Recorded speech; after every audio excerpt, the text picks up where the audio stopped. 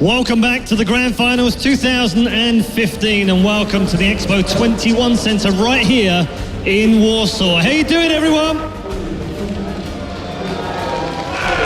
You can do better than that, I know you can. Okay, we are heading into the late stages, the group stages now, and this next match will decide which of the two teams goes through in first place. Those seeds are all important. Our first team then, already having struggled in their first game, surprisingly only managing to win 5-4. Please welcome, in a do-or-die match for first place, it's Hellraisers!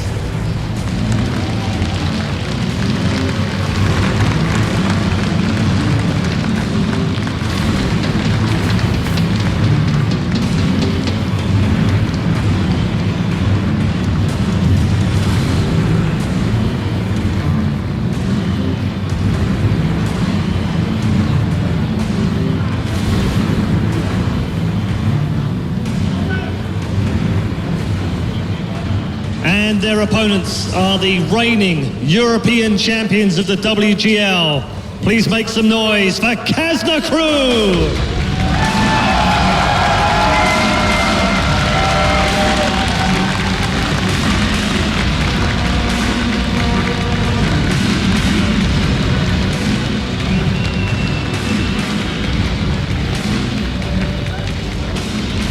So both teams are through to the quarterfinals, but which one goes through as the champion of their group? Let's find out the thoughts of our analysis team with Joshua Gray.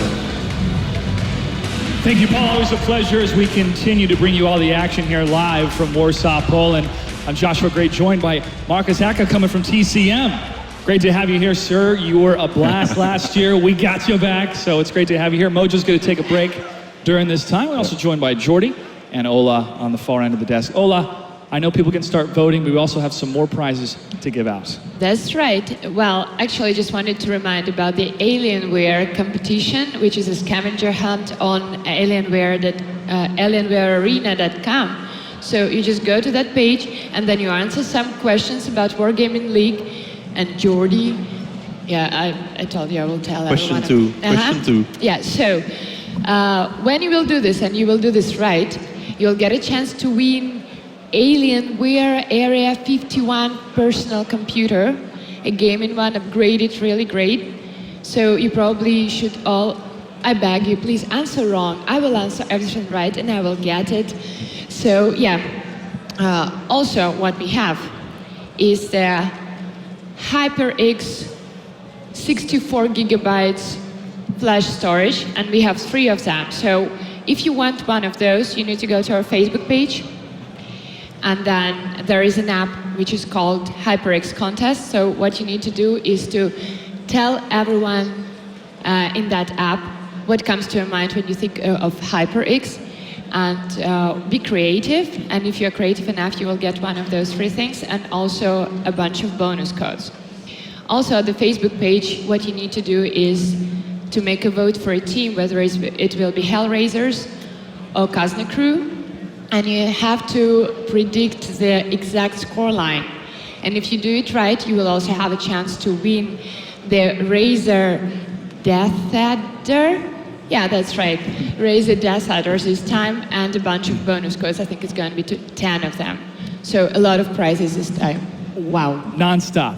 The prize train continues for these 2 matches and also 3 I have tomorrow. to be informative so Yes. that everyone gets a chance to win prizes. Doing a great job, Ola. Thank you very much. You're going to continue to monitor social media. Make sure to send us your tweets using the hashtag #TheGrandFinals. Marcus, great to have you back. It honestly is a pleasure to be here with you, representing TCM. What have you seen so far from this stage and from the backstage as well from these teams? Yeah, I'm basically coming here as a visitor, so I had the full time to enjoy everything. I can sleep long, just come in time. And I have to say, it's all the menu. I think the biggest we ever had. It's double size like last year. I mean, it was very close to here in the multimedia cinema, but yeah, it was way smaller. It's really amazing, and the games so far very fast, and this is also the format change, so it's very entertaining. Definitely, we can see some of the results from the group so far. School Bus leading the way. Yeah. 6-2 with those points, 2 wins overall. Yato and Roulette with those 2 losses. Come on, Roulette. I know I'm a little bit biased for my American teams, but come on. Group B, Kazna crew, Hellraisers, and Arete. I think a lot of people are really looking forward to this next matchup. And Group C, Na'Vi looking very devastating and powerful. followed by EL Gaming and RG Razor has to go home. And then Group D, the final match of the night tonight will be Elevate Black versus Virtus Pro, and then WPSC. Very important game for both of the teams. Very important. Very important trying to stay alive in this tournament. Yeah. What about you, Jordy? We're seeing a lot of different matches on this stage. We saw a lot of 5-0s, 5-1s, 5-2s. Overall performance of these teams is a little bit top-heavy for CIS and EU. We come to expect this a little bit because they do dominate here in World of Tanks, but still seeing some great innovation from these other teams joining us. Yeah, a lot of the new teams tried new things. They didn't always work out, but at least they tried. But from the CIS region, we kind of got the results we expected. They looked all on their game. They looked ready for tomorrow. They were really prepared, all of them. I don't think we've seen all their tactics yet. I think we're going to be seeing some really nice things tomorrow. I think a lot is being kept for tomorrow for the really important matches, the high-stake matches. I can't wait for that. And I also kind of want to see how Elevate is going to do, because it's a really important match, and I still give him a chance. Do you see how my hands are almost shaking right now? That's how much I am anticipating the last match of tonight. But we need to focus on Hellraisers versus Kazna crew. And Hellraisers is a team, it's a new name to me, but it's an old type team because they used to be called Unity, correct? It's completely correct. It was Unity before, and Mind. It was like first 4 players from Unity and 3 from Mind. They get together because Navi catch 2 players from Unity, so they had to go for new players. And yeah, the synergy in the team is very good. Even if they replaced now 1 player for the Grand Finals, they are still in really good mood. They won the regular season, the Russian flawless in the Russian season. So I think they're pretty prepared. All right, let's go ahead and take a look at the team Hellraisers.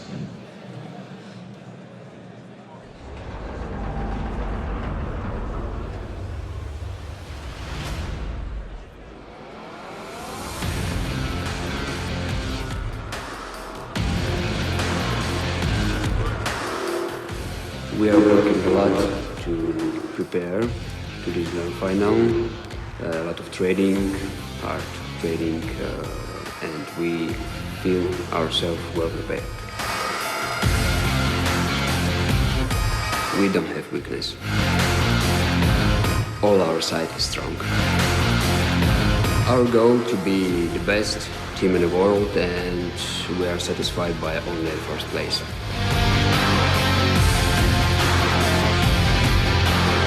Due to trainings, we prepared a lot of tactics and tricks that we will show in the game. The worst opponent for us is Navi and School Bus team, pretty strong. From hell with love. Hellraisers look serious, look determined, and they look ready for this matchup on the main stage. We're waiting for confirmation to make sure that all the players are ready from our admins, and also to know the map choices. And that is one of the most critical things for this match that we've noted, is that if Himmelsdorf gets played, they're afraid that Kazna crew may be at a deficit against Hellraisers. On open maps, they could possibly have a chance. But what is it about Hellraisers on the more closed-off matches, the more closed-off maps that make them so powerful? I think it's the city maps hit it quite hard. I mean, they are very good on Ruinberg and on Himmelsdorf in the regular season. They also know how to play Prokhorovka, but they struggle sometimes on Prokhorovka. And Cliff, I think, was kind of the weakest map, in my opinion, from the whole season. And they did compete last year. They took pretty high stakes. They were unable to get past Virtus Pro and Navi, but I believe they still made it in 3rd place. So they have the experience that a lot of these new teams from China, even from America, haven't had. And so that's why I feel this is going to be one of the closest matchups between all these teams. And there we have the maps, Ruinberg, Murovanka, and Ruinberg as the tiebreaker as well. So they're sticking to their guns when it comes to Ruinberg. Yeah, it's in favor of Hellraisers, I think. Ruinberg is pretty much the better map of them. But on the other side, Murovanka was nearly 95% banned in the Russian league. So the experience on official matches is quite low for Hellraisers. So that would be the thing for Kazna to strike back. Then Hellraisers went 5-4 against the Rete? That was pretty close. It was pretty close. What I'm really curious to see though between Kazna and Hellraisers, these teams are like opposites to me. Kazna had a rough season, Hellraisers had an amazing season. True. Kazna was really good at the offline finals, Hellraisers was not so good at the offline finals. I want to see how this shapes out. Although I really do feel as Ruinberg, you know Hellraisers better than me, I think that it's a better map for them. Yeah. On the closed maps, they have better individual player skill. I mean, open maps is more a team play. So I think Ruinberg suits them. Kazna has also played Murovanka already, so they have to come up with new things because they can't do the same thing against Hellraisers. So I'm wondering how they're going to adapt to that. Well, one simple factor, though, when it comes to both these teams is what has happened today. And Kazna crew has already been on this stage. They've already had this setup. They've already had a significant victory to make it this far in the tournament. And so they have a little bit of that momentum going for them, you could say, here on the stage. However, you can never discount the strengths of teams. Kazna crew, we've seen their strengths kind of explode a little bit more these last 2 seasons. But I'm a little bit concerned about Ruinberg. I mean, that keeps popping up in my mind. How are they going to overcome these heavy tactics? Especially at the first map. I mean, they have to start, of course, they got the experience, they already played on stage, they got the victory, they come back even after the server breakdown with a 4-1 to a 5-1, so they have definitely the motivation to rock.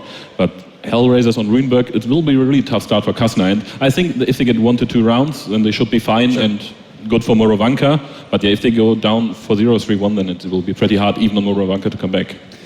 Blitz play versus patient play. Some teams want to get very aggressive. We saw Yato, and they were able to push their opponent on the back foot a number of times because they weren't used to that type of aggression.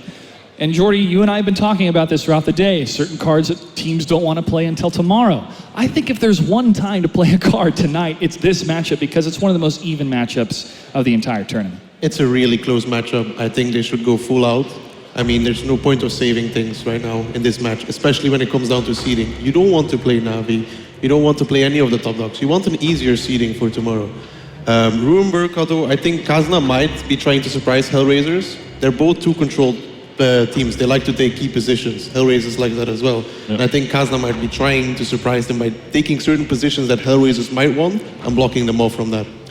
Yeah, but in the regular season especially and on the finals, Hellraisers was playing always at the time different setups. They started in the beginning of the season with a quite lighter setup, only 1 heavy tank, sometimes 2, and to the end of the season they was playing sometimes with 4 heavy tanks. So they got the repertoire of all the game styles for this, and I think they will also try something special now, because like you said, this is a deciding game. On those team rosters, we saw 2 of those individual players that have maybe not the best of stats, but the most consistency. And in any type of scenario, consistency can be key, especially when things are going wrong for your team. We saw that with some of the Chinese teams today.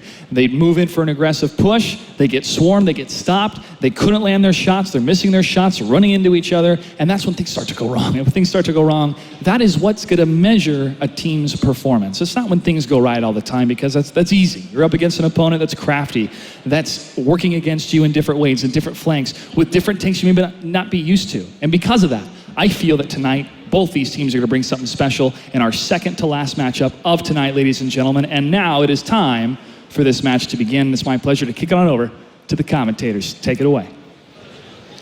Thank you very much, Joshua, and the rest of the analysis desk. Good to see Magus back on the desk as well. See, he was there last year. Good to have him back. But the story of the moment, of course, Hellraisers, Kazna crew.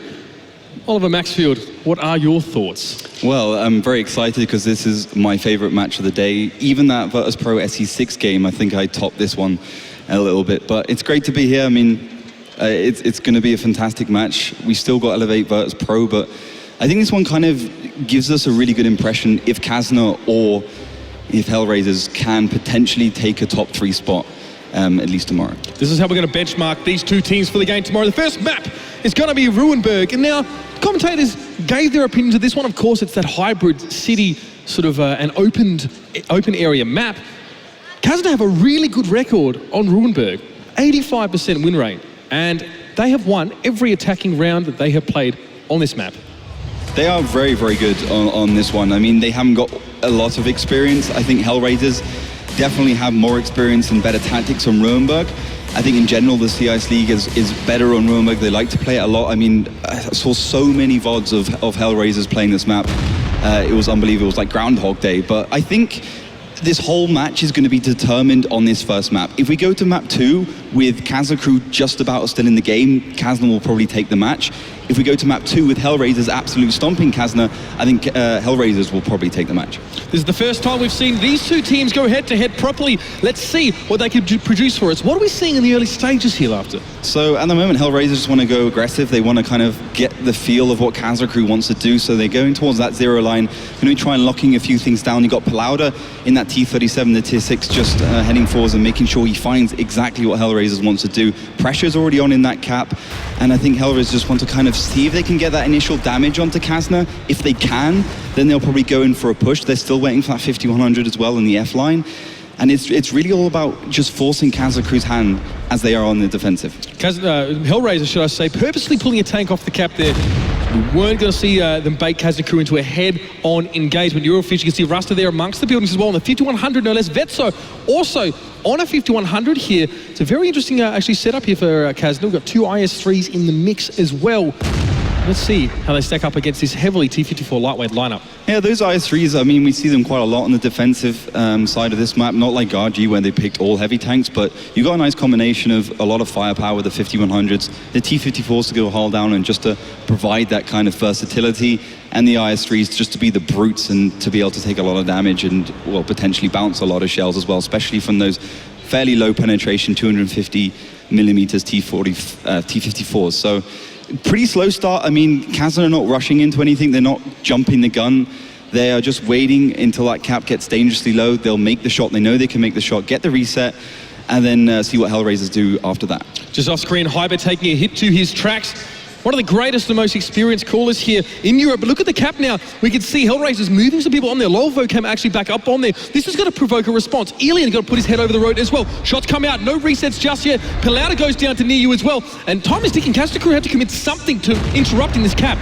So you've got a great amount of crossfire from the Zero and Vetso. That's a bit of a trap. Dido also going in. So at the moment, the HP is vastly in favor of Hellraisers. Dido coming forwards, wants to try and get head-to-head with Eurofish here as well. Kamek not far off him as well. Vetso low, very low for a 5100. Still has 3 shots to use. He'd hate to die before he gets rid of those ones. And you can see now Kamek coming up here amongst the houses. Look at how he can snake his way through. Will get shot in the side twice as well. Chunks him down to 425 health, and he may have overstepped his mark here. Yeah, Elian's just going to carry on pestering him. He's basically locked down on the game. Elian just wants to get this kill. He has to hit that shot, and of course he does. That man always delivers. Eurofish now trapped into a 1v1 with Lucikill. Nesquik is there as well. Rasta trying to provide some crossfire. LD Nexus is in the vicinity, but he's got to hit those shots. That big BL9, the IS-3, needs to be brought to bear right now. Now, 3 minutes, 50 seconds. Kazna Crew getting chunked down slowly but surely. Looks like Hellraisers coming forward in numbers. He got some great crossfire at the moment. Nesquik and Lucikel can easily take down LD Nexus and Eurofish because Eurofish simply cannot peek. Hellraisers will not miss him if he does. So, well, only a couple of tanks really, which could potentially do something, and I guess LD Nexus really the only one who's really got the hit points to do anything. Oh, well, Eurofish able to shrug that one off, but here comes the Hellraisers coming straight forward. Lovo there is going to take down Russell. Eurofish not far behind. LD Nexus, the last man standing. Hellraisers, a strong showing in this first round. I love the trap they sprung. They had the majority of their forces along the Zero line. They waited for Eurofish and Vetso to push forwards. They didn't shoot too early on, so they didn't get spotted. They waited Kazna Crew to reset the cap, and then when they reversed, they got the side shots on, and that's where it was won and lost. So much damage done to those 2 tier 8s, and with Palauda down on that T37, it was almost game over. You can see the various elements of Hellraiser's Ruinberg play and the kind of meta they're on at the moment on this map comes into its own in these battles when they can set up a good attack and just wait for the other team to actually just spring it, basically. There's so much you can do to try and tempt your opponents to cross that center road, to put themselves in danger. And we're talking about Hyber here as well. Was not involved, really. He was off towards the side, just outside of the concentric sort of city area. Not only was he in a position where he couldn't do a lot of damage from where he stood, he was also able to take a lot of fire, which may not seem to be intuitive, make intuitive sense, but his positioning wasn't good. He wasn't there. Well, Kazna Crew really prepared, in reality, to fight around that village. Well, they have the 5100s and the IS-3s, so they're the big brawlers. So you would kind of expect so. I mean, the IS-3 doesn't excel when it's at long distance or in the middle of a field because it's slow and fairly easy to hit. I mean, the 5100 is basically just free damage if it's without cover. 40 millimeters, 50 millimeters of exactly paper, wet paper, someone call it, on the side of that tank. So, I mean, the Frenchies just definitely want the cover at the end of the day. So I think Kazna simply just got outplayed. Hellraisers were just waiting for them. Kazna went forwards, took a lot of damage, and then the damage they taken negated the fact that they had those heavy tanks, and that's why Hellraisers managed to win it. I mean, every single section of that map, Hellraisers had something planned. You saw Neski and I believe Lucikel just going 2 versus 1, or Lovu and Neski, and they had Eurofish and LD Nexus absolutely pinned down, even though LD Nexus was playing that IS-3. So good start for Hellraisers, showing us that they are definitely a good team on this map. It's a good attacking map as well, to be honest, with the meta change. So I think this could potentially be 2-0. It's really what Kazna does on the attack that's going to be interesting. On that note, well, obviously Kazna now still got to defend one more round. Yep. What's the shake-up for them? What's the take-home message for them after that last round? Well, they need information. Plauder died too early then. He didn't really do too well in that tier 6. I think for Kazna crew, what they will be worried about is Hellraisers doing something completely different, going for that northern cap or trying to rotate around once they've gone for a little bit of early aggression, kind of duping Kazna crew into false sense of security that they're going to do the same thing twice. I think that's what I'd be worried about if I was Kazna crew, basically second-guessing myself. So information is going to be key for this next round. They need to know 100% where the Hellraisers tanks are. All right, we're about to jump into this next game. You can see Hyper in the bottom left. They're already barking out orders to Kazna crew. They've got to set up a good defense here. They can't fall foul of any temptation to cross that middle road or put themselves in a negative situation. What do you make of the lineups here, Oliver? I like them. I think they're both pretty standard lineups. I mean, you've got the 5100 near you. He's such a brilliant player, the highest damage dealer for Hellraisers, despite the fact that he obviously came over from School Bus after Rumble in the West. So relatively new to the team in some respects. I'm looking at Montiablo as well, who's playing that tier 6. Look at this. Elian early on is caught out near you now. Going to force him up there as well. Eurofish is going to try and do some damage as well. Near you not even loaded yet. This is the worst time for a 5100 to be caught unawares. But you can see here's a response from Hellraisers. They're going to be punching in right behind him. Elian, Eurofish looks like they've been up a little bit more than they can chew. Well, at the moment, as long as they take down near you, should be okay, but they kind of didn't go far enough forwards. The tanks in the eastern village really have to do some damage to Hellraiser now. All right, we see the Kazna crew set up here. It's going to be a straight firefight at long range. So far in favor of, well, to be fair, Kazna crew have more health points here, but it took them a long time to try and get near you. And near you is still standing, now loaded, 3 in the chamber. And Lucy has the hull of the dead tank from Eurofish there to hide behind now. It's all going to be about accuracy. Kazna crew, this is not a fight that they can afford to take. The sniping on Hellraisers is absolutely unbelievable, but the thing is, Kazna crew still have the higher ground. They have the better positions. Monty does dispatch a Palauda. That's not good. That might have just tipped the favor back into Hellraisers. I mean, IS-3's good alpha, but there's a reload time there. It's over 10 seconds. They can't really deal with the pressure that's going to be put on them now. Neski coming up, Kamaik as well. Diodor not far from the scene. He's almost loaded. Kazna crew, they took the bait. Well, maybe it wasn't a bait, but whatever they did, they put themselves into a corner. And this was all of their own doing. This was definitely their loss. They could have certainly won this one. I mean, LD Nexus is the final tank to remain for Kazna crew, and he knows he's lost, as it's 2-0 for Hellraisers, taking both attacking rounds on Ruinberg.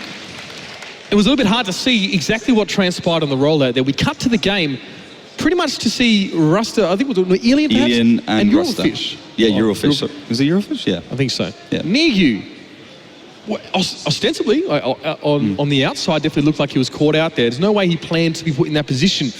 Was that an overcommitment from Kazna crew? Did they maybe get a sniff of the cheese and got caught in the trap? I just think their execution was wrong. What they should have done is basically just go... They already gone all in, so they might as well go all the way. They should have just pushed straight past that ramp, so gone on the other side, and then use the T-54's hull down and shoot near you without taking damage from behind. I think they thought that Hellraiser would go up north, so they kind of got caught a little bit there, but they would have been okay anyway up north. So 2 of the T-54 should have gone around, taken down near you. Then you have support from the right, from the rest of Kazna crew up north, which could shoot the tanks heading in to try and take down those T-54. So I just think they should have carried on going about 10, 20 meters forwards, and it would have been a completely different result. Just bad execution from Kazna. Not a lot of follow-up as well towards that middle road.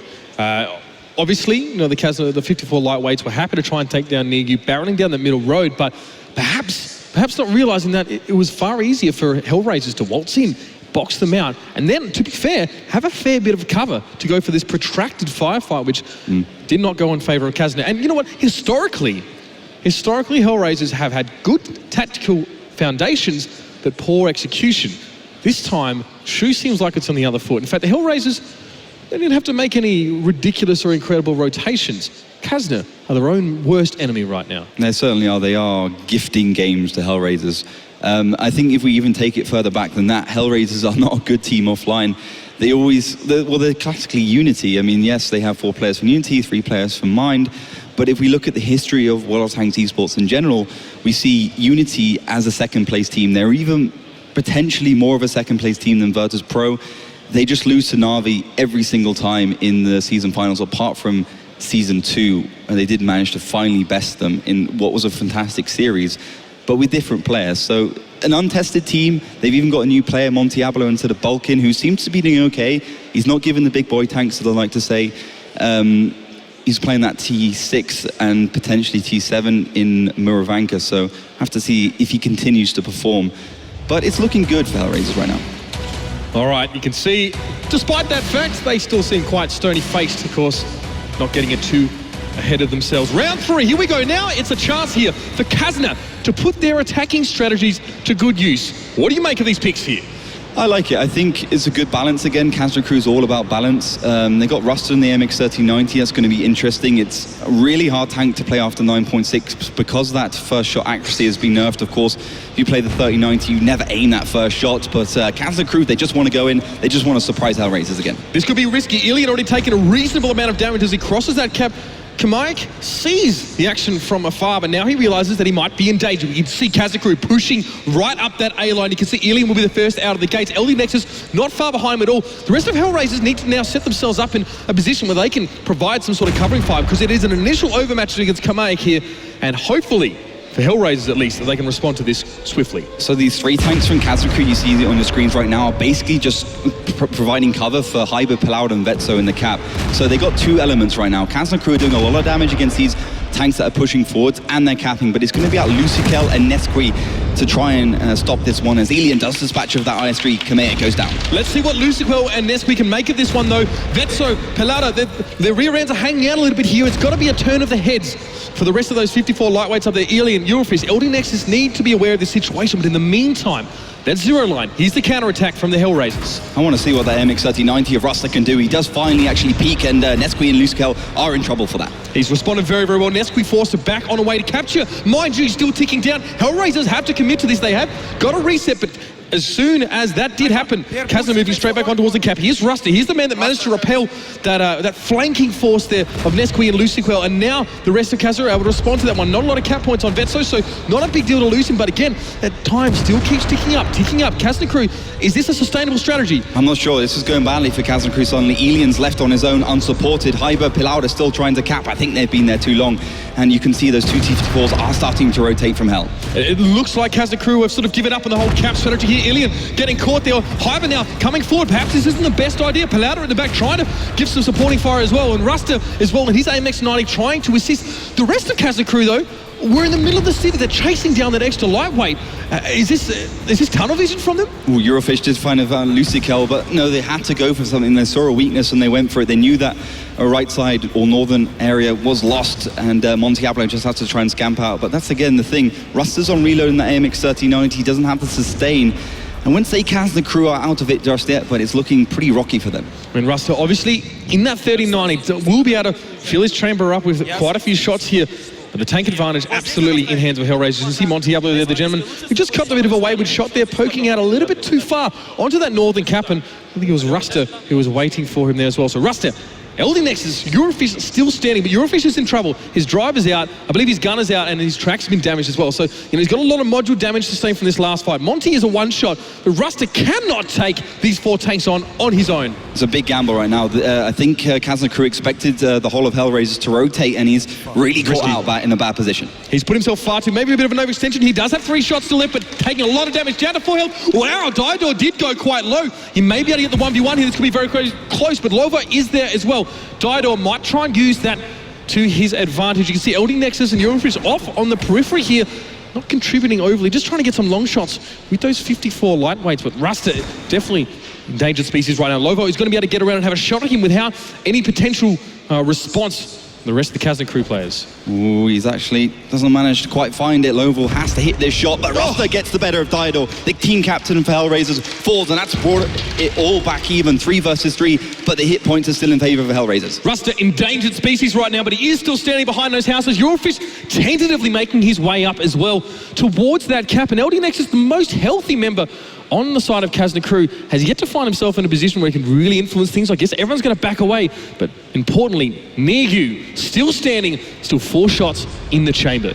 SQ has actually spotted Rusta's not going for the shot. He's a little bit worried. He has 1 shot to make. Nesqui 295, average damage of that F3 is of course 240, so it's not worth the risk, it's not worth the gamble. Rusta instead going for the right option, getting reload in. He'll probably have another 6 shells before the end of the game. Nexus has got the middle, does get spotted. That's not good news, because Hellraisers now have a good idea, have a great idea of where the whole of Kazna crew is. They're going to get the cap underway, of course Kazna crew is doing that. And well, it's all on Lovu at the moment. I have to say it, Hellraisers are starting to kind of stretch out the map, stretch out their limited resources a little bit too much, and Kazna crew seems to be responding. See, Lovo is definitely being careful about this one. He's not really trying to be too risky, but he will still find Rusty. He gets that first shot off, and that's a blow to Kazna right now. They don't have a lot of resources to work with. They're pulling him as much as they can. Eurofish is on the cap. He's more of a thorn in the side than any significant harm to Hellraisers right now. LD Nexus, that's important. Lovo takes a hit, and Eurofish bounces one as well. They might be able to turn this one around. Lovo is low, very low. Nesqui and Negu aren't really in the vicinity at this stage, and they can keep playing with that T-54, but there's 336 points of health between these 2 Kazna tanks. Lovu has to try and make this one. Nesqui to the left, Lovu towards the right. That 5100 finally getting into the equation. Negu trying to make something happen here, trying to close this game out. Hellraisers had plenty of opportunities. He screwed up at least a few of them. They have to make sure this last attempt does work. Eurofish is hulled down behind, I believe, what is it, a destroyed tank. And so far, he's keeping the cap going. This is going to force Hellraisers. We'll have to push onto him with numbers. Nesqui bounces that one. He'll come straight around. We will pick up Eurofish as well. There's no way LD Nexus can really influence that one. And he drops Hellraisers. Well, it wasn't easy. It wasn't quick. It wasn't clean either.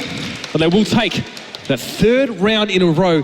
Kazna crew surely got to be scratching their heads here. A myriad of mistakes from Kazna crew lost them that round. They were indecisive again. They didn't really make the execution work for them, and they let Hellraisers get in towards that eastern or northern side a little bit too easily, and didn't do enough damage basically when that firefight came about. I think Rusta and the T-54s should have taken, well, Rusta should have done a lot more damage to those T-54s, even though he did make up for it later in the match.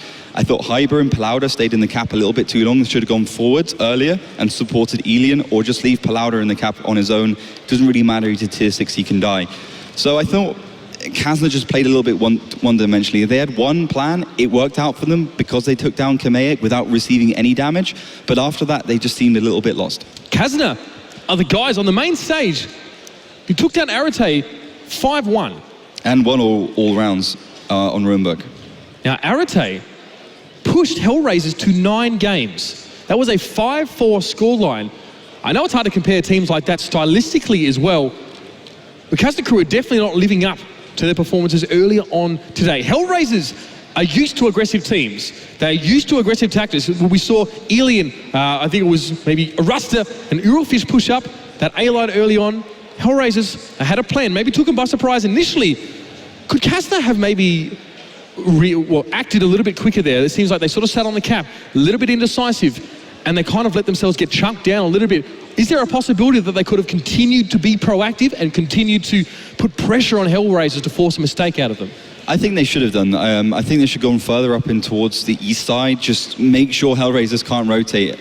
Obviously the 2 T-54s were a big factor for Hellraisers to win that match, but it was back and forwards. At the end of the day, the reason Kazna crew stayed in the game for so long is because of some great individual work by Rusta, but you know, they just didn't have the hit points. I don't know what Near You was doing for half the battle, but he was pretty near on useless. I hope to use that pun, but he could have done a better job, and that definitely made the game longer than it should have been for Hellraisers. I mean, it was like 2 or 3 minutes in, and Kazna winning, and then at 3.5 minutes, Hellraisers are winning, and then we got like a 6.5 minute rounds. So Hellraisers looking a little bit shaky. I mean, if we look at their previous result, they went 5-4 against Arete. They only won it in that tiebreaker round, and that's certainly not good for a team that is looking potentially to beat their last year's placing, which is of course second, and take that first top spot. They're not looking like a team that can do that right now, even though they're 3-0 up.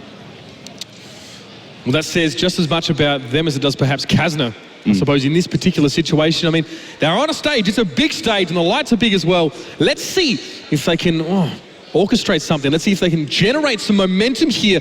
Of course, Kazna again. This is going to be another one on Ruinberg, attacking yet again. They need something. They need to break the mold here. Hellraisers seem to have the answers, or at least Kazna are maybe asking the wrong questions. I think that's it. I think Kazna crew are just shaky. They know this is their really hard match and the one that will guarantee them a spot into day 2 in good seeding. So it's a big game for Kazna crew. Now the analysis desk said that Kazna crew need to take at least one round. This is the round they need to do it. They cannot go 4-0 on Ruinberg, even if Murovanka's next. Here's the push, of course, Kazna with the one IS-3, the 150-100 as well. That's Vetso and a cohort of T54 lightweights. Kamaik again found himself in a civil position. It's the same setup here for Hellraisers, tactically sound, but in execution they struggled, as what has been said about them. Eurofish now on the cross. Hellraisers maybe predicting this a little bit more, but this round is sort of developing the same way it did last time, but Eurofish isn't even able to get into position. That one tracking shot just cost Eurofish dear, and that new player for Kazna crew does find himself in the morgue. So not a good start at all for Kazna crew, but remember, Kamaic went down first last time for Hellraisers, and they still won. Kamaic, so far, rewriting history, still standing. Diador responding. You can see him coming out now from the periphery. Montiablo pushing up close about that C7. Plenty of units in range for Hellraisers now to put up a good fight if Kazna decide to push onto them. Vetzel sitting well back in the 5100 this time. And of course, Hyber, as usual, in that IS-3, moved on to cap. Hyber's doing a great job against Kamaic, just hitting the top of that turret, penetrating every single time. Elian's got the cross as well. And Kazna crew have caught Hellraisers a little bit with their pants down as Hyber just find him. This cap is putting him under pressure. The problem was a lot of capture points were on Palauda. Hyber was not able to keep him shielded from the fire coming from the Hellraisers, and that has reset the progress, should I say, somewhat. Diador getting hit hard though. Hyber is doing some good work on that cap. He's holding on. Vetso now in the background taking a bit of damage. Nesqui and Luciquel always the two flankers now, putting some pressure on him here. He's not hitting those shots. Only one hit into Nesqui. Ruster now trying to join the fight, but here we go on the other flank as well. Alien and LD Nexus getting caught out. Lovo near you pushing around. Monty now to back away, and LD Nexus is all of a sudden on his own again. He wants to try and get something for this. He wants the scalp of Diador. He really wants to take down Diador. If he does it, he's definitely made his tank work for him. It's a hard slog to take, and you got the fight in the right as well. He does find Diador. And now Lobo surely will pick him up. Hyber gets chunked very low there. 2 shots go straight into Heels Howell, and he's definitely feeling that one. Kazna crew running out of health yet again. Vetso's still standing, but he's on the reload. He's essentially dead to rights until he's got those shells in the chamber. Ruster getting shot from the front and from the rear as well. He manages to bounce that one, which is a rare thing for a 1390, but he still will get cut down by Montiablo, who's waiting for him now. Vetso, the last man standing, is quickly cut down as well, and that is a brutal performance from the Hellraisers. Better matches, but still 4-0. I mean, Hellraisers just look so solid. Those individual performances are great. Again, Kazna crew just didn't seem to have that last little bit of execution they needed. You saw Vetso making uncharacteristic mistakes. He's playing the 5100. He should have just stayed there and killed, I believe it was Nesqui. He shouldn't have reversed and gone forwards. You have an autoloader. You always have to go for the kills. You always have to go for the damage against a tank that just has a single shot. So mistakes from Kazna crew. Eurofish going down early on was unlucky because he got tracked. Was a little bit slow on the repair, but there's not much he can do in that situation. Leldy Nexus almost saved his team. He did a bad job in that previous round, but this time he definitely made something work for him, and he took down Diador, who's really a fantastic player, one of the highest damage dealers in the whole league, and even a team captain playing those tier 8 tanks. So you really have to say that he's probably one of the top 3, maybe top 4 players at Warsaw for this event. So big plays by Hellraisers, the individual players working very well, but Kazna crew knew that the reaction would be the same from Hellraisers, and they fell for it twice. It was almost an identical rollout as well. So it must have been that Kazna had decided that they made a specific error in their execution, and they wanted to run with the same approach again. But this time it was even more catastrophic, as you said. I mean, Eurofish getting cut down before we try to cross. I mean, that obviously is the most dangerous part for any sort of lighter tank trying to cross a gap. But Hellraisers were ready. They were looking there. They had their guns trained on them. And we saw the result. I mean, the reality is, though, I should mention this to everyone, Kazna crew have already won one of their games. Losing this game will still mean that they will probably, they will go forward towards tomorrow, because obviously Arete are 0 and 2. Yep. This needs to be their chance to settle in. From here on, they need to try and pick up some rounds. It's going to be Murovanka. This is not played often in the CIS region. In fact, Hellraisers played it 4 times total, and they won once. But still, I mean, 4-0, it would have been a great result if Kazna Crew had Murovanka first. But they didn't. They had Ruinberg first, which means Kazna will have to slip up even a tiny bit once, make some individual mistakes, and despite Hellraisers being really inexperienced and probably pretty bad on Murovanka, that individual skill will still work for them. So it's a hard game for Kazna right now. I thought they would be able to pick up at least 1 round of Ruinberg, and that would have been a different story. I think they would have gone into Murovanka with their heads high and with a lot of confidence, but you could see on your screens then, Kazna didn't look happy. They didn't look like the Kazna Crew we saw at Season 5. And yes, I mean, they are going to day 2, but you don't want to be fighting Na'Vi. You don't want to be fighting WePlay. You want to be getting the best possible seeding. Now, the map will be Murovanka. For Kazna Crew, this was the map that they rocked. They absolutely rocked Virtus Pro on at the Season 5 finals in Sofia. This is where they showed us that they were the real deal. They need to follow up on that performance. They need to start to bring these rounds back. This is their chance to fight it. Kazna Crew attacking in the blue, Hellraisers defending in the red. Interestingly, that Monty is gone for that 12T, so the meta has changed again, and the 12T is going to be a standard on this map.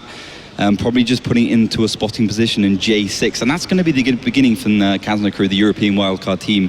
Just try and take down that MX 12T. It's going to be a hard job, but if you get enough blind shots, with only 600 HP, you need to hit 3, basically. So I think that's what Kazna Crew want to do. They did a good job earlier today when they played against Arete, so I think they can do the same here. They got a little bit of experience. Hellraisers probably wouldn't have seen all the matches either, so I think they have a really good chance, but still 4 rounds to win.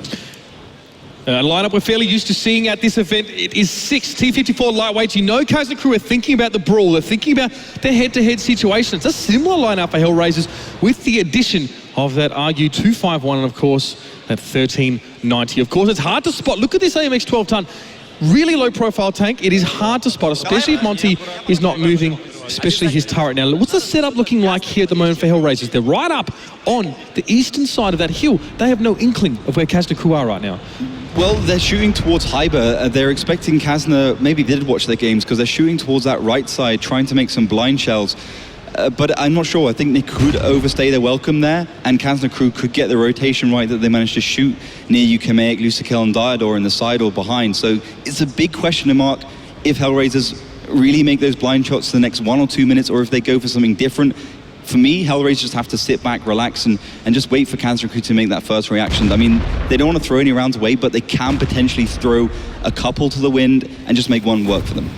Okay, Vetso now finding himself surrounded by some plumes of dust here. It actually hasn't been spotted at all by the Hellraisers, so their blind fire is pretty on point. Hyber is the man down at K7 who gets himself up in that really annoying spot to try and light some of those Hellraisers tanks. But Montiablo is well hidden in that bush, and Lolvo, the next closest tank, is well and truly out of that easy sight range. So here's Alien setting up, just checking all the spots. So far, no one on Kazna Crew has been lit.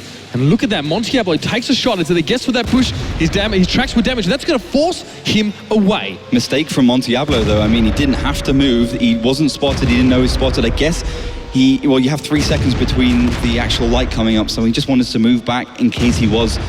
So maybe a good play from Hellraisers, but Kazna Crew only made 1 blind shot, but still initial damage, early damage going towards him is good for Kazna. Well, Kazna beat Arete by basically outmaneuvering them, outplaying them, and getting around the map in a better way. And that's what we're seeing up north, the 2 T54 lightweights rotating around. They know that Hellraisers are just making blind shot after blind shot towards the right side. Maybe they'll even be able to catch Diodor on reload in that MX 3019. And if they do, it's going to be game over. What's frightening is that some of these blind shots are finding their mark. Hyber, they're just forced to back away. I don't know if he'll spot or not. Vetso is spotted. You can see now the position that Hyber's in. He is trying to keep those tanks up on that hill. He's looking for a shot on Lovo as well. You see as we fly over the map, Palauda out of the back. He dipped his toe into the cap circle and will cop a couple shots for it now. But look at Alien coming across, trying to push onto that hill. Is this okay? Is there any follow-up? Is this a safe move from Kazna? You can see how Hellraisers just punished the other team there. Vetso got caught out for 1 second, he got tracked and he got taken down to 10% HP. That's how good these players are at sniping. Alien, LD Nexus and Rust are all in good position. You can see the crossfire starting to be built by Kazna crew. They got Hyber towards the right with Palauda and then the rest of the tanks towards the left for that initial play. So they want to capture Hellraisers in a bag, squeeze that bag, and then push in with the rest of their tanks once they've done enough damage. This is going to force Hellraisers away towards that eastern cap. Neither Hyber nor Palauda were hit, but the shots were still coming towards them. They had to slow them up. Vetso is badly wounded. Kazna continuing this tradition of taking a lot of free damage early on the round, and it just makes it hard for them to orchestrate reasonable plays later on. They always find themselves at a handicap, a negative one in that one. Kamake onto Palauda. The Alien will respond onto Monty, so that is those two tier 6 tanks off the map. So you got a great setup by Hellraisers. They're basically just ready and waiting for Kazna crew to push around that corner. They've done so much damage, Kazna has to try and recover. And we can see the shots now from Vetso. Eurofish is coming up as well. Near you is going to get taken fairly low. The RU-251 is not well armored, and here comes the strike force of those T-54s, but they've walked into a setup here from Hellraisers. Diador out the back, Lovo as well. Lucy Quell is getting some shots across. Alien will bounce that one in a second, luckily, but they have definitely walked in. Kazna crew overextended into this setup here. We can see Kamake just hulling around the corner. How much longer can Kazna crew last? At the moment, not very long. Nesquik does peek in there and gets punished immediately. Got good support by Hyber, the team captain in the back. Lovo does actually dispatch of him, so it's looking very, very bad times for Kazna crew, who at the moment are being schooled by the pupils on Murovanka. Now, what will Hellraisers do? Will they make a final move? Diador is actually on reload, so whatever they do will be waiting for Diador to get that reload of that MX-1390 first before pushing it. Here's the push on towards the hill. The Eurofish get double tapped. He barely gets close enough to scrape. They're paying off and he gets taken out. Now Rusta forced to do the work on his own. That is a reload time that he has to deal with. Rusta found Nesquik, but Lovo as well responded. Alien is off the map. It's Vetso and Rusta up against it. Rusta falls, and now the last man standing, the limping, the injured Vetso from earlier on. Well, it all hangs on him with all to do. Unfortunately, the odds are just too great. Hellraisers, it's a 5-0 for them. Completely, well, I think shocking, at least Kazna crew, but the rest of us definitely very impressed by their first performance on the main stage today. Yeah, that was a very, very bad match for Kazna crew altogether. 5-0, they definitely didn't represent themselves as the team they are against Hellraisers. I think what basically happened was the first 2 rounds dictated the mental state of Kazna crew. They went in very confident. They lost 2 attacking rounds. They went in defense, they lost 2 as well, but by that time the deal was already done. Murovanka, they had no motivation. You could see their play was bad, their crossfire was bad. They walked into an obvious trap from the Hellraisers, and yeah, it was game over. Bad play from Kazna crew around, definitely not a 5-0 I would have expected, but we have it. Kazna are an emotional team. They ride off momentum. This time, they weren't able to generate any at all. I mean, back in the Season 5 finals in Sofia, when they upset, when they were the victors, they crushed Virtus Pro those first few rounds on Murovanka. That was the momentum. At that point there, yeah, they could afford to drop a map. They found themselves at Murovanka with absolutely no wriggle room at all. No rounds to spare. Definitely mentally damaged after that one. They struggled to really do much work at all on Ruinberg. It's frustrating as well. Feel like you're spinning your tires and just burning rubber, getting nowhere. That's definitely the Kazna we saw on Ruinberg.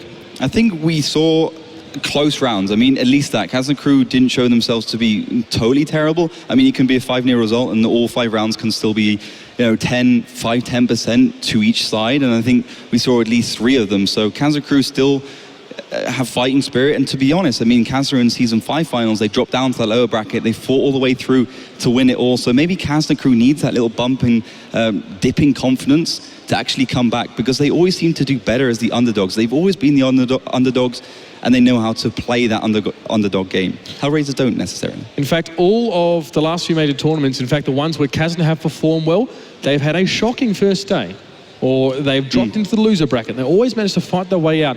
So their story does not end here. We will likely see them tomorrow, the way that the groups are working out. But in the meantime, we're going to go down to the stage with Paul and, of course, a representative from the winning team, Hellraisers. Thank you very much. Yes, Wire, how are you doing? Must be very happy after that result. Yes, of course. It was amazing game, and I so just happy that my team is wake up and start to play and show the game they can show. Yeah, earlier on, your team struggled a little bit against a team that they were expected to beat very easily and ended 5-4. What was the difference between the early game and the game against Kazna crew? I think that in the first match, in the first game, my team didn't wake up yet, yes, and now we waked up, but we burned enough strong to show our best. So back tomorrow for the quarterfinals and in first place as well, tomorrow. Yeah. Are you going to wake them up earlier? Excuse me? Do you need to wake them up from sleeping tomorrow? Ah, yeah, of course. But it's not about how early we're going to sleep. It's about that we need sometimes to get informed, yes, and show what we can show, yes. You're a relatively young team and you know, still very much growing as a team. Can you win the World Finals here over the weekend? We do our best to win this tournament. That's all. What can I say? It was a bad question after all, so I'm going to let you off with that one. Well done to Hellraisers. They are through as the winners of their group, and we'll see them tomorrow in the quarterfinals. Thank you very much. We'll see you tomorrow. Let's find out what our analysis people think with Joshua Gray. Thank you, Paul. Big congratulations to Hellraisers. That was definitive, 5-0. I think we're a little bit off on our predictions, and so was our audience as well. Ola, what was the total tally for our votes? Vote process, because at start it was 10% for Hellraisers and 90% for the Kazna crew. Whoa. But as the game processed, it turned to 15%. Oh, wow. Yes, all right, but still, 5%. Yeah, but still, that's like little, which means that probably there is more chance that you will get the Razor Death Adder and 10 bonus codes. Great. Awesome prizes. I know those people want those codes, and that Death Adder is really cool. It is World of Tanks branded, and I've used it. Works fantastic. Gentlemen, this was a bit different than what I predicted, what was going to happen. Yeah. I think I was the only person on the side of the fence that thought Kazna crew could take this, but I am surprised in a good way of how effectively Hellraisers played in that series. And we're going to break it down. First of all, it seemed that Kazna was kind of tilted after that first loss, and they were not smiling, they were not gelling, they were not doing what they needed to do on the maps. And the first map is what sealed the fate, I think, with Ruinberg. Yeah, it was definitely like that. I mean, after the 2-0 going down, it was really like to feel knockout. There was no spirit anymore, and they didn't have the power to come back. And I think this was the main point for them, why they were struggling. And then Hellraisers is a team, they don't allow any mistakes. If you see any weakness at your team, they will punish you directly and, yeah, roll over you. And that punishment continued to happen. But we were talking about this earlier, and you actually made this prediction that if it was going to be on Himmelsdorf, Hellraiser was going to take it. Ruinberg was the next best team for them, and we saw that. We've seen a lot in Russia in the CIS region that these kind of teams are really good on Himmelsdorf, and Ruinberg is also one of those city maps where it comes down to really individual skill. And you could see Hellraisers was on top of their game right now. They were reacting well, and they were doing it like in the season. They were out-thinking Kazna. And even when they didn't see Kazna, they knew what they were doing step by step. And Kazna, that kind of team, you can always see them smiling when everything's going good. You can see them laughing to each other, but now it seemed like nobody was talking anymore. It really seemed like after that 2-0, and especially after the third map, I think that broke them. They did exactly the same thing, and the Hellraisers was like, okay, that is for us. But me and Magus had the same reaction. When we saw Ruinberg, we were like, oh, this is not good. This is not good. Well, you mentioned that Kazna was using the wrong tanks in the strategy they brought in battle number 2. You care to elaborate a little bit more about that? Yeah, Hellraisers started off the same with their 5100, and Kazna made the right move. They went into the middle road, the F road, to try and get that 5100. But the problem was they were playing with T54s. Those were the single reloaders. So they were shooting the 5100, it has quite a lot of HP, so they shot them twice and they would on reload. They gave Hellraisers the time to move in behind them, start shooting them from behind, and they didn't even kill near you in the 5100 because they didn't have the autoloader. They should have switched to a 1390 or pushed a 5100 even in there to make sure they killed him, because it was the right ID but the wrong execution. Exactly, yeah, you need at least one loader to go into the road, otherwise you're suicide. Yeah, 7 seconds reload. It's They too need much. 4 shots each to kill him. It takes too long. It gives Hellraisers too much time to go like, go here, go here, go here, do this. Well, we saw a lot of patience, though, from Hellraisers at the end of battle number 3 when they were trying to go up against the flag capture that was happening. And Kazna crew was fighting tooth and nail to hold on to that flag section and to stay behind that dead tank. But the thing that Hellraisers did perfectly was be patient. They said, all right, just wait it out, keep some pressure on them, move in together. They moved in. That one shot coming from the player behind the tank didn't connect, and from there, they had it. And that type of patience is what helped divide Hellraisers and Kazna crew, and that's going to help divide Hellraisers tomorrow in their different matches. And more teams need to take a look at that. Don't rush in, don't send one tank at a time, as we've seen in the past.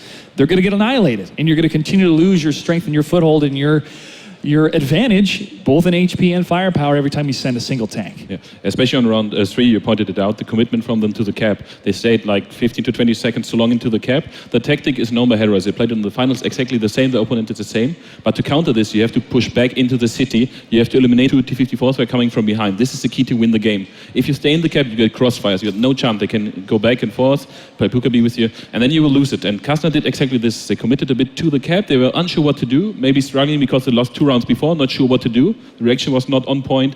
Hellraisers perfectly used it. So the emotions were carrying Hellraisers through for the advantage. Kazna crew is having difficulty, but the final map was a beautiful setup on Murovanka, using the Hotel 4 section of the map at the bottom of the hill, waiting for some of those tanks to commit, trying to bait them out with 2 of those tanks up to the front. And as soon as the tanks committed from Kazna crew, boom, 3 tanks are further away and just have perfect line of sight on those tanks. It was almost textbook how well they were able to execute that. Was Kazna crew so emotionally tilted they weren't even thinking about these things, or were they attempting something else that just fell flat on its face? I think they were trying to do the same thing against Arete, the same rotation, leave 1 T-54 in the south and Pilada in the cap and the T-37 and rotate to the north. The thing Hellraisers did very well though is there's a hill and there's a bush on top, and there was 1 T-54 not shooting at all, just in that bush waiting for that rotation.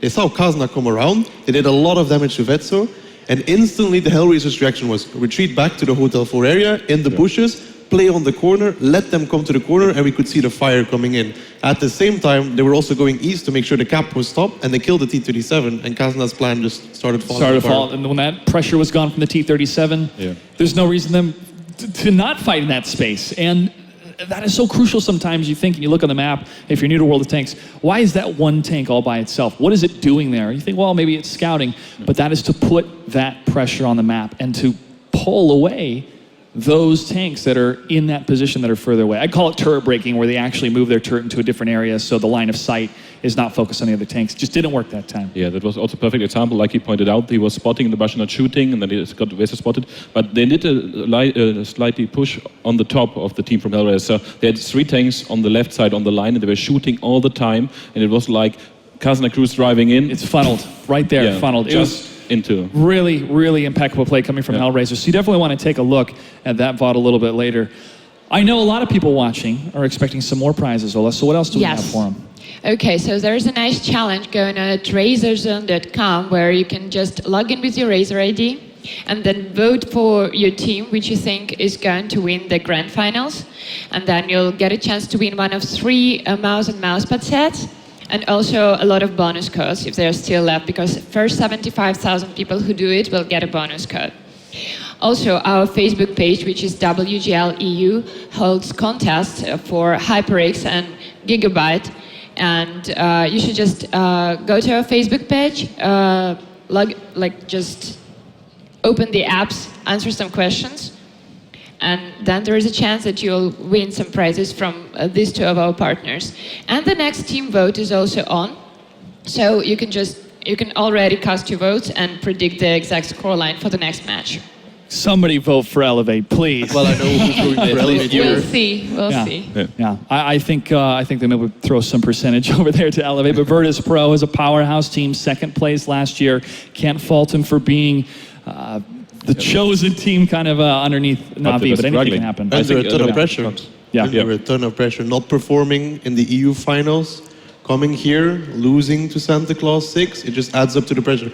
Because people expect them to be in the final. They have to set the standard. If they don't make it to the final, it would be a big upset because everybody wants to see Navi and Vipro the rematch again because it was so close last time. And if Vipro doesn't make it, I mean, I'm not sure what's going to happen. Unbelievable what happened here. Yeah, but I think Vipro have a good chance against Elevate, but I think also Elevate, like you pointed out, they're a strong team, and if we go to city maps, maybe on Ruinberg, they can go for something special. I think perfect would be for Elevate Ruinberg and Prokhorovka, for example. A lot of people are going to be keeping tabs on Hellraisers and Santa Claus 6 tomorrow based on their performances today. But ladies and gentlemen, we still have one more match left for today for the end of group play. And the teams that do make it out of group play will continue tomorrow, and we will crown a champion. $150,000 will be the amount for first place. We're going to take a quick break. When we come back, Elevate Black from America versus Virtus Pro. Stay tuned.